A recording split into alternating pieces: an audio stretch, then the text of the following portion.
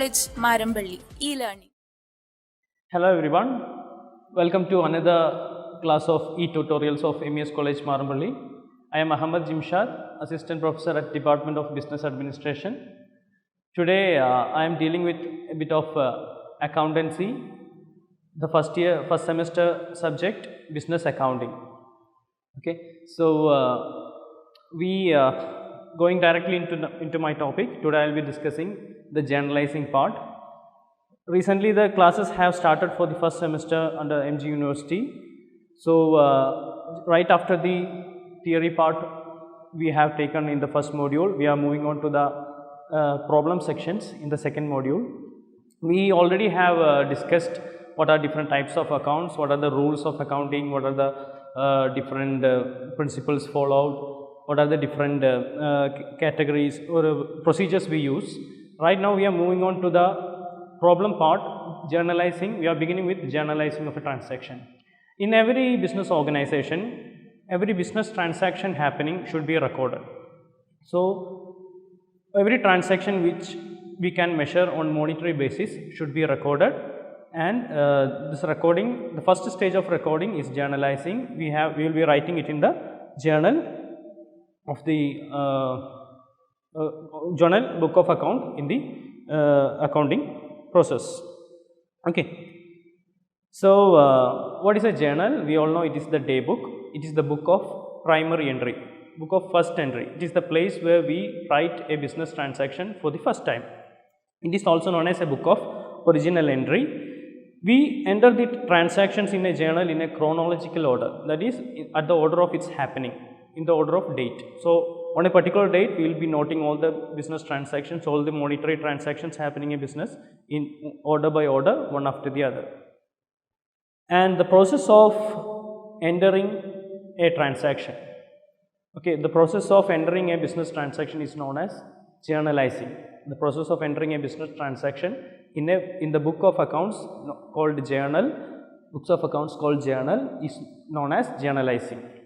In journalizing, the journal format will be having 5 columns, out of which the first column will be the date column, second column will be the particulars column, third will be LF, that is ledger folio or ledger page number, and the last 2 columns will be for writing the amounts. Out of that, the last column will be for writing the debit amount, and the last column will be for writing the credit amount. So in the particulars column we will be mentioning 2 accounts. We know we are following the dual aspect of accounting format. So in the dual aspect, for every business transaction there should be 2 aspects, debit aspect and credit aspect. So we will be writing the debit account, the amount, the name of the account to be debited in the particulars column, and against that in the debit amount column we will be writing the amount for it. Likewise, we will be writing the credit account to be, we will be writing the name of the account to be credited in the particulars column, and we will be writing the amount against it in the credit amount column. And at the end, before finishing a business transaction, we need to give the explanation why that transaction happened, what was that transaction about. Okay. So that will be a brief explanation regarding the nature of transaction happened, that is known as narration. By that we complete the process of entering one journal entry. We will be discussing it in detail while doing a problem. Before going on to start with a problem in journalizing, I like to mention there are 2 types of journal entries. There may be simple journal entry and compound journal entry. What is the difference between simple journal entry and a compound journal entry? In a particular journal entry, if it contains just one debit aspect and just one credit aspect, it is known as a simple journal entry. If that particular journal entry contains more than one debit or more than one credit, that is known as a compound journal entry. So for every journal entry, if it contains more than one debit or more than one credit, or both one or more debit or credit, it is known as a compound journal entry. Otherwise, in the normal case, if the journal entry is with just one single debit aspect, one single debit credit aspect, then it is called as a simple journal entry. So, we are moving on to the problem. Before that, students just refresh with the golden rule of accounting. We had discussed the golden rule of accounting, both the approaches in the previous classes.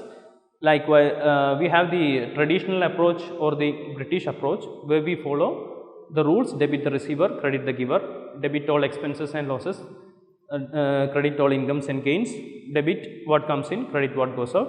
And as we all discussed and we have learned, most of the students from their higher secondary have learned the second approach, that is the modern approach or American approach, whereby we categorize every account under two of the categories. The first category is of asset and expenses, which has a particular set of rules. Second category is of liability, capital and income.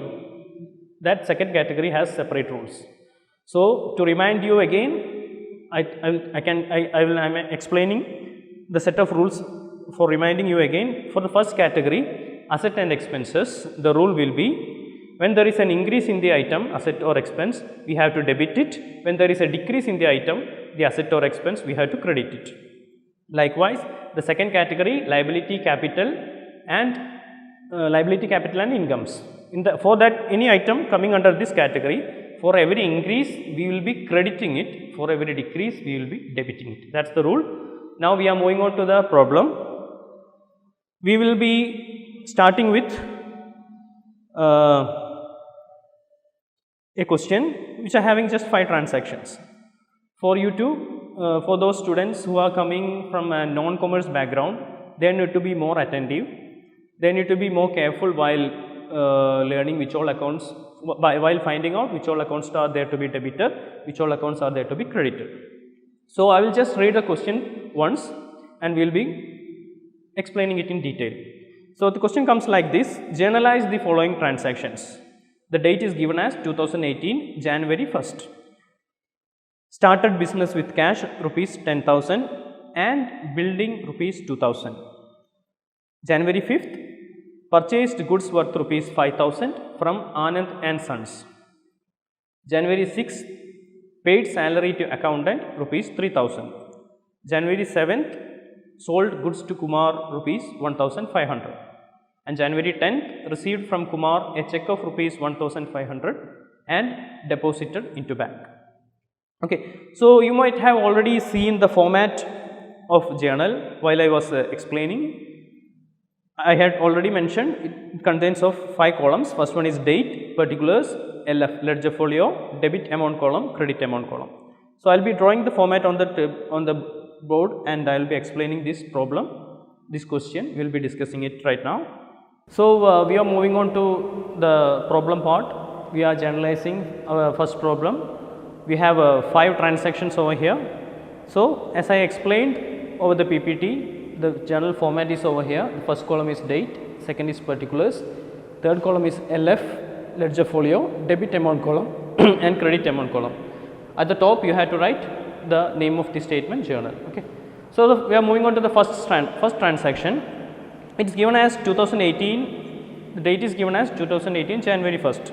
Started business with cash rupees 10,000 and building rupees 2,000. So, the first step is you need to find out which all are the accounts involved in this particular transaction. So, we all know it is about starting a business. Whenever we start a business, the name, the particular account which should come to our mind is capital account. So, one of the account involved is capital account. So, we have got one. Which all are the others? Here its 2 amounts are given, cash rupees 10,000, building rupees 2,000 and 2 accounts are there. So, it is easy to find out the accounts: cash account, building account. So, the 3 accounts we had listed out: capital account, cash account, building account. Here right now you can see the person, the owner has started the business with capital. So, till 2017, the person has started the business on 2018 January 1st. Right before this transaction, the amount of capital was 0. Okay. Right now, the capital, he has bought a total amount of capital, that is 10,000 plus 2,000, 12,000. Till then, the capital account was 0, and on January 1st, the capital amount, the balance in the capital account raised to 12,000. So there is an increase, and capital comes in the second category as per the modern approach or American approach of rules of accounting. So for this category, if there is an increase, we have to credit it. So we got the credit item, that is capital account. We check with the other two accounts, that is cash account and building account. Here the cash account, we know that cash account is amounted up to 10,000 and building is amounted up to 2,000. Both these accounts are assets, and assets comes under the first category. As per the rules of assets, when there is an increase we have to debit, when there is a decrease we have to credit. So we will see whether an increase or decrease happen over here. So cash account, right before this transaction happened, it was 0. So when this transaction happened, cash account raised to 10,000. So there is an increase, we have to debit it. The same case with building as well. Building account was 0 right before this transaction, and right after this transaction the building increased to 2,000. So there is increase in both the cases, and we need to, as per rule, we need to debit both the accounts. So how to write the journal entry? So we see there are two debits over here. So this is not a simple journal entry, it is a compound journal entry. So how to write a transaction? We have to start with date. So it's 2018 January 1st, and we will write the debit account first. Debit accounts are cash account and building account.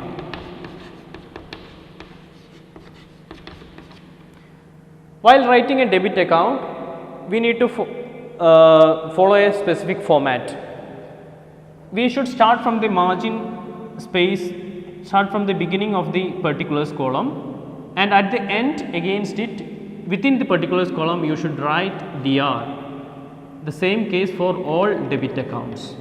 So it will be cash account debtor, building account debtor, and the credit account 2, which is the account to be credited, capital account.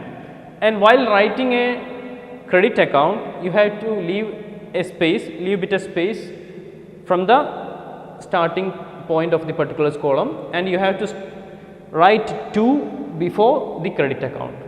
Okay. So here the credited account is capital account, so it should be 2 capital account.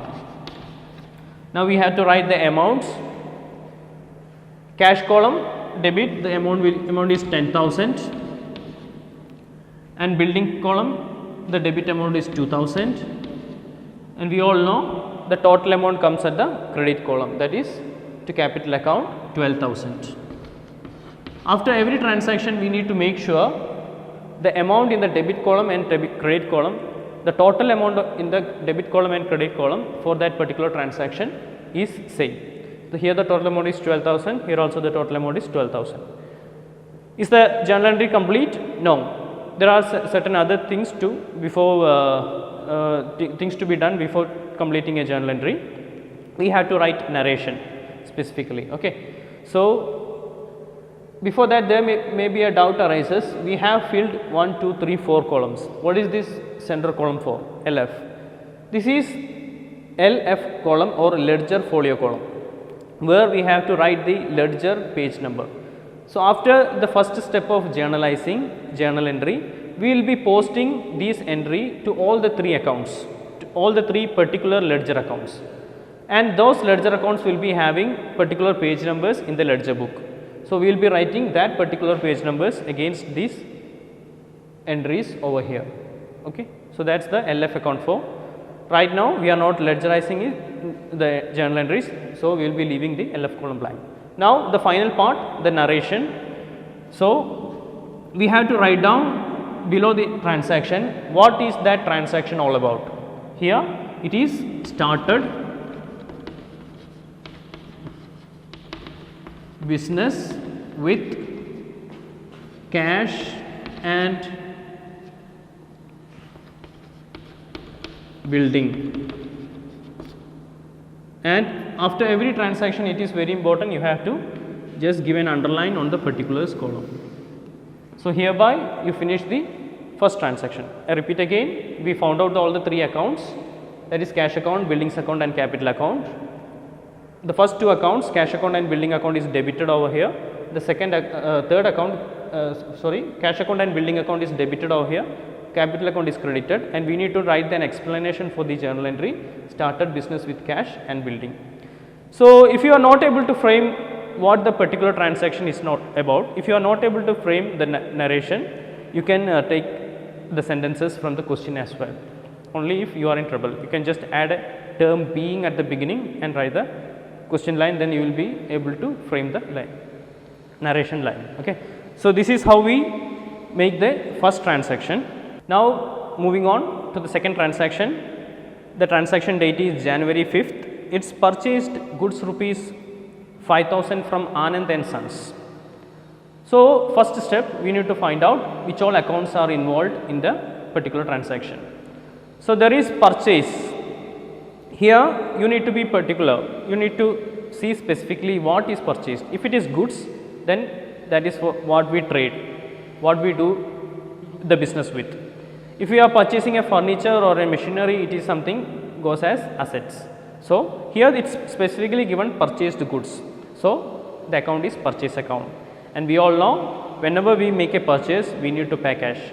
So purchase comes under the category of expenses. Okay, and purchased goods rupees 5,000 from Anand and Son. And another thing to be noted in this particular transaction is there is no cash transaction involved.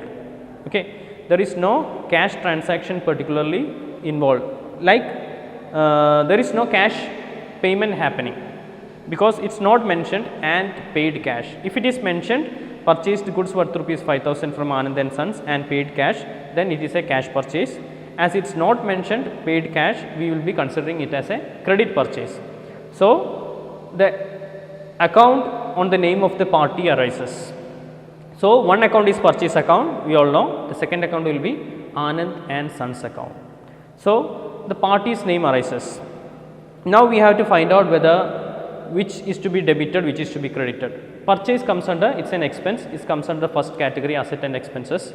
The value of purchases was 0 till January 4th. It raised to 5,000 on January 5th. So an increase in the asset, we have to debit the entry. And Anand and Sons. Anand and Sons, while doing a purchase, we create an account, Anand and Sons account. It comes under the creditors list. Like we owe money to Anand and Sons. We need to pay cash to Anand and Sons later, on a later date. So Anand and Sons is our creditor. Creditor comes under liability category. So the second category, Anand and Sons comes under the second category for the rule of accounting. So an increase, Anand and Sons account was 0 till January 4th, it became 5,000 right now. An increase in a liability should be credited. So we got it, purchase account debtor to Anand and Sons account. So posting will be starting with the date. Okay, on January 5th, the journal entry will be purchase account debtor to its Anand and Sons account. Okay, it is a simple journal entry. There are no additional debit entries or additional credit entries. So it is a simple journal entry. We have to write the amount. The amount is 5,000 against purchase account debtor on the debit column 5,000 against Anand and Sons account on the credit column 5,000. And we are not completing by this. We have to write the narration being credit purchase made.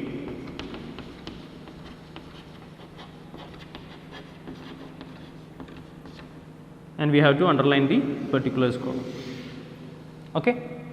So we are completed with the second transaction. Moving a bit faster now, moving on to the third transaction, it happened on January 6th. It's paid salary to accountant. Paid salary to accountant rupees 3000. So, it's an expense. Maybe for all the employees we will be paying salary or wages once in a while. So, paying salary is an expense for the business. So, the account here it's paid salary. So, cash is already paid. The two accounts involved will be salary account and cash account. Now, we have to decide which account to be debited, which account to be credited. So, salary account is an expense, we all know. It comes under the first category, and salary account was 0 till January 5th. On January 6th, because of this transaction, it became 3000. So, there is an increase in the value of salary. So, it comes under the first category, asset and expenses. It is to be an increase in asset or expenses has to be debited. So, we got the debit part, salary account. The next account is cash account. We all know cash account is an asset. It comes under the category of asset. Here, the cash balance before this date was maybe 10,000, and because of this transaction, it came less 3,000 to 7,000. So, there is a decrease in the value of cash. So, a decrease in the value of asset, we should credit it. So, the accounts are salary account debtor to cash account rupees 3000. We will start with the date January 6th. It's salary account debtor to cash account. Amount will be 3000.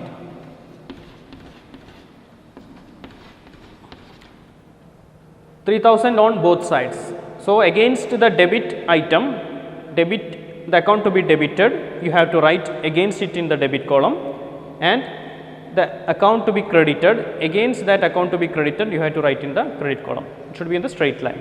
Okay, and the narration will be being salary paid or paid salary to accountant or likewise. Okay, so we have completed the third transaction. Moving on to the fourth one, we have already made a purchase. Now, the alternative comes sales. On January 7th, sold goods to Kumar rupees 1500. I will repeat, sold goods to Kumar rupees 1500. Now, you should be able to guess the accounts involved, which account to be debited, which account to be credited, etc. We have got the date, it is January 7th, sold goods to Kumar. Now, here it is not mentioned, it is for cash. Sold goods for cash is not mentioned. So, we have not received any amount. The sale happened, but we have not received any amount. That means it is a credit sales. So, sold goods to Kumar rupees 5000. So, one account is sales account, and we are not taking the cash account because we are not received the cash. Instead, we are making a debtor account over here, it is Kumar account. So, the two accounts involved will be sales account and Kumar account. So, which one to be debited, which one to be credited? We all know sales is an income. Yes, whenever we do a sale, the goods are gone, cash comes. So, it is an income, and whenever this income is the items under the income comes under the second category for the rule of accounting. So, sale value is 0 till January 6th. Because of this transaction on January 7th, sale value increased to 1500. Whenever there is an increase in the income or liability, we should credit it. So, we should credit sales account. The other account involved is Kumar account. Kumar is the one person who owe money to business. He need to pay us later, on a later date. So, he is a debtor. Debtor comes under assets. Kumar's account was 0 till this transaction happened, and because of this transaction, the Kumar account from 0 raised to 1500. So, there is an increase in asset account, means we need to debit it. So, the journal entry will be Kumar account debtor to sales account rupees 1500. So, on January 7th, the journal entry is Kumar account debtor to sales account, amount is rupees 1500.